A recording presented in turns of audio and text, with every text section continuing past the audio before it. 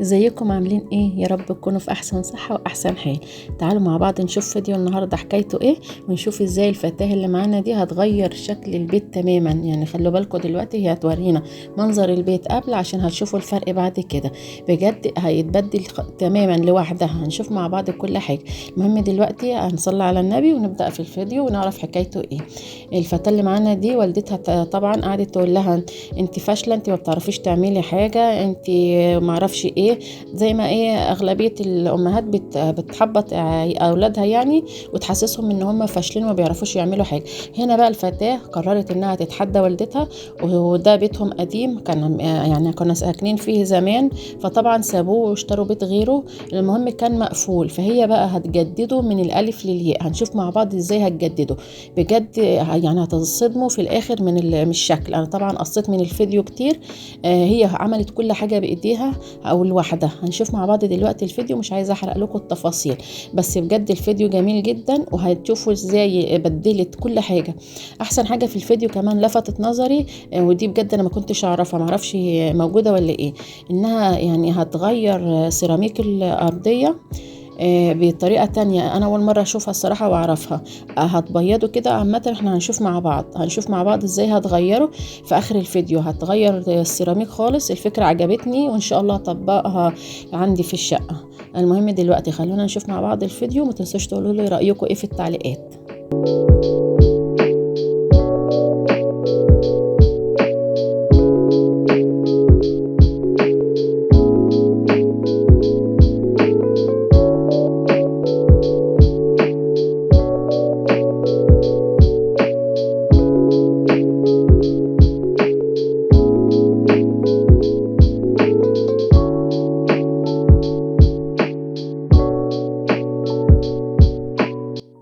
وزي ما شفنا مع بعض، اول حاجه واهم حاجه فعلا بدات بيها ان هي غيرت كالون الباب. دي اهم حاجه، لان البيت من زمان زي ما اتفقنا وقلنا، وما تعرفش المفتاح كان مع مين. فهي جدعه ان هي اول حاجه غيرتها، واهتمت ان هي او يعني قررت انها تغيرها. دي اهم حاجه فعلا. كالون الباب. تعالوا بقى نشوف دلوقتي. هتشيل كل ورق الحائط اللي على الحيطان. وفي الغالب كانوا زمان الكل بيلزق على الحيطان ورق حائط زي ما شايفين كده. شوفوا المنظر بعد ما شالت الورق كله عامل ازاي. هنخلونا بقى مع بعض. وخصوصا لما الواحد لما يكون عايز مش يتحدى، يعني ايه، يثبت للي قدامه ان هو قد المسؤولية، وان هو ممكن لو صمم وقرر ان هو عايز يعمل حاجة او يغير حاجة بالإرادة هيغيرها. يعني هي دلوقتي يعني قررت ان هي هتثبت لمامتها ان انا قد المسؤولية، وان انا مش مهملة، وان انا مش يعني مش زي ما هي بتقول ما بعرفش اعمل حاجة، مش هقدر اعتمد على نفسي، مش هقدر اشيل المسؤولية. لا، هي قررت ان هي هتشيل المسؤولية وهتعرف الكل ان هي قد المسؤولية. وفعلا النتيجة بجد عجبتني انا شخصيا جدا، واكيد هتعجبكم. خلونا نشوف الفيديو مع بعض ونشوف التفاصيل بالظبط، وقولوا لي رأيكم كمان. يعني هي اللي شفتوا يعني ولاحظتوا ان هي حابة اللون الاسود. هنشوف مع بعض دلوقتي برضو. هي غيرت كله. يمكن انتوا تقولوا لون اسود ايه، بس بجد طلع تحفة تحفة ما شاء الله. خلينا نشوف مع بعض.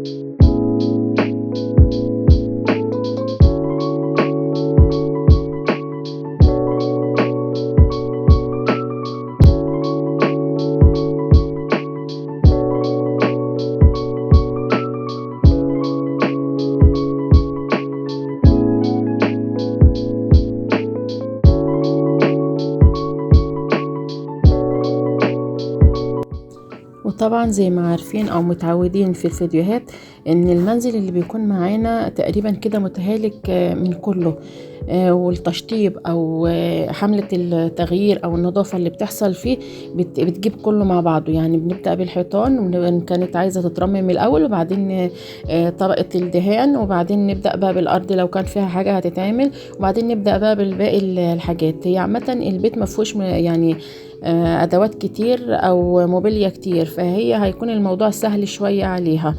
دي حاجة. والحاجة التانية ان هي بتحاول الحاجة اللي عايزة تترمم بترممها وتظبطها، والحاجة اللي خلاص متهالكة ما فيش منها رجا خالص بتضطر انها تستغنى عنها او تشيلها وتجيب حاجة مكانها. وممكن هي تكتشف ان هي عملت كمان دواليب لوحدها او بيبان، عملت يعني شوفي ما شاء الله عشان تمشي نفسها او تحس ان هي بتنجز، عملت القعدة اللي شفتوها دي. فبجد يعني مخها ما شاء الله عليه شغال، وعجبني كل حاجة بتعملها الصراحة، عجبتني. والفكرة عجبتني عامة ان اي بنت ما تقولش انا مش هقدر، انا مش هعرف، ما اعرفش ايه. كل واحد ممكن يقدر يعمل كل حاجة لو هو عايز. لو انا عايزة اعمل الحاجة وهعملها بحب هعمل الحاجة دي وهقدر عليها. غير كده بقى ان هو بيبقى بس اغلبية البنات بيبقى كسل عندهم مش اكتر.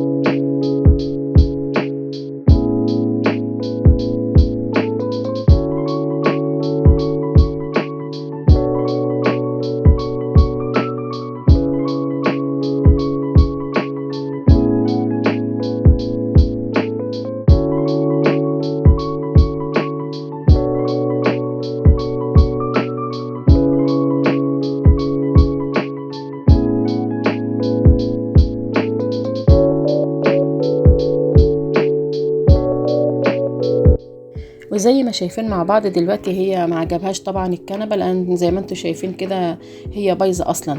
هي دلوقتي هتظبطها وهترممها وهترجعها جديده وبشكل يعني مش هتعرفوا ان هي اصلا هتغيرها خالص. هنشوف مع بعض. والموضوع الصراحة يعني الألوان، رغم ان اول ما شفت بتعمل الاسود اتخضيت، بس ما كنتش اعرف ان فعلا يعني زي ما بيقولوا الاسود ملك الألوان. غير المنظر الكنبة او الركنة بتاعتها وخلاها حاجة جديدة. في يعني في المنظر في الاخر او الشكل النهائي هيعجبكم. خلونا كده نشوف.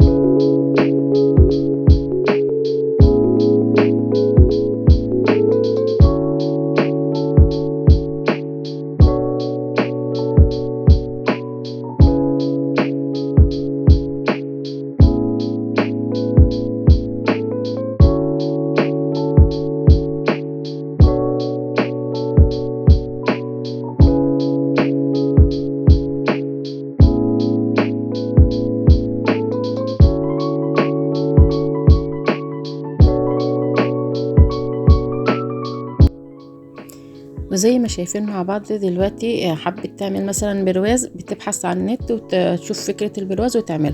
هي عملت دلوقتي الساعة وعملت البرواز ده، دلوقتي هتعمل المراية اللي هنشوفها في البحث دي. هي دلوقتي بتبحث وتشوف طريقة مثلا عايزة تعمل مراية، فبتبحث عن المرايات وبيجي لها كام حاجة وهي بتختار الشكل والتصميم اللي هي حباه وهتعمله. دلوقتي عملت الاشكال دي وحطتها زي ما انتم شايفين كده. هي دلوقتي مفيش حاجة بتقف معاها ما شاء الله، يعني لو حبت اضافات في اي مكان بتبحث وتجيب الفكرة وتطبقها وتعملها، يعني مفيش حاجة بتقف معاها.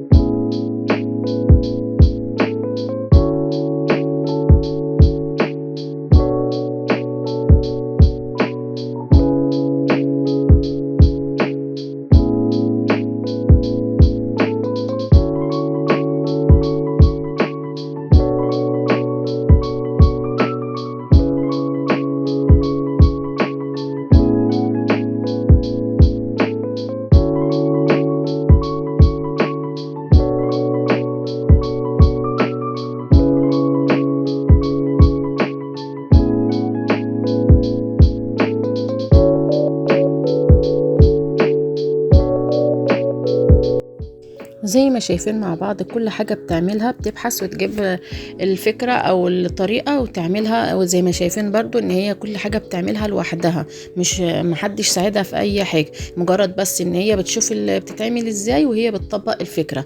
حابة بقى كمان ان انا اقول للشباب سواء بنات او ولاد انه لازم تعتمدوا على نفسكم، لازم تعملوا كل حاجة بنفسكم. النت دلوقتي ما بقاش مخلي اي حاجة، يعني اي فكرة اي حاجة عايزين تعملوها ابحثوا عنها وهتجيبوها وهتعملوها. وانتوا صغيرين كده ممكن تعملوا حاجات كتير. السن طبعا كل ما الواحد بيكبر مش هيقدر يعمل حاجة او مش هيقدر يعمل زي وهو شباب. ممكن مثلا لو واحد على وش جواز ممكن يشطب. انا اعرف ناس فعلا شطبت بيتهم او شقتها من الالف للياء لوحدها، زي ما هنشوف الفتاة دي دلوقتي كل حاجة بتعملها بطريقتها وبنفسها. لو حاجة وقفت معاها او مش عندها فكرة بتجيب من على النت وتبحث وتجيب.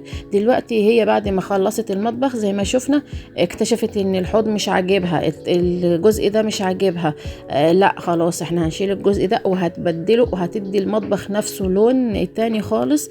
فبجد يعني ما فيش حاجة بتقف. يعني احنا ممكن لو فكرنا ان احنا نمشي الخطوة اللي هي عملتها كده، وانا اللي اشيل المسؤولية كلها في الشقة وانا اللي هعمل كل حاجة، لو اول يعني ازمة او مشكلة واجهتنا خلاص هيجيلنا هبوط، هيجيلنا يعني احباط، مش هنكمل. لا، اي حاجة بتواجهها بتاخد نفسها وتهدى شوية، تقعد تفكر بالراحة. لو مش قدرت النهاردة عادي ممكن بكرة بعده، بس في الاخر بتوصل للنتيجة اللي هي عايزاها والشكل اللي هي عايزاه، والشكل ان شاء الله في الاخر والطريقة يعني مرضية. شوفوا دلوقتي هي عملت المطبخ زي ما قلنا اللون الاسود. ممكن حد تاني يقول ايه اللون الاسود الكئيب ده، بس بجد لو ما تظبطي وتنسقي الالوان مع بعضها بيديلك شكل جميل قوي. دلوقتي انا حابه اوجه رساله للشباب، حاولوا على قد ما تقدروا. النت ما بقاش فعلا مخلي كل حاجه عايزين تعملوها او اي فكره عايزين تطبقوها هتلاقوها على النت، ممكن انتوا اللي تعملوها. بجد بيبقى الاحساس حلو قوي لما انت اللي تكون عامل الحاجه دي وانت قاعد كده وفخور بنفسك، انا اللي عامل دي وانا اللي عامل دي ودي من تصميمي ودي فكرتي. فحاجه حلوه ان احنا اللي نطبق كل حاجه بايدينا، مش لازم كل حاجه ان نستعين يعني بالصنايعيه يعملوها لنا. بجد الفتاه اللي معانا دي اثبتت لوالدتها ولينا كلنا ان هي يعني عايزه تغير هتغير. وانتوا شفتوا المنزل اللي قبل كان عامل ازاي، هي بقى هتحوله تماما بجد. يعني لسه هنشوف في الاخر فكرة السيراميك. بجد الفكرة جميلة جدا وهتعجبكم، خلونا نشوف كده.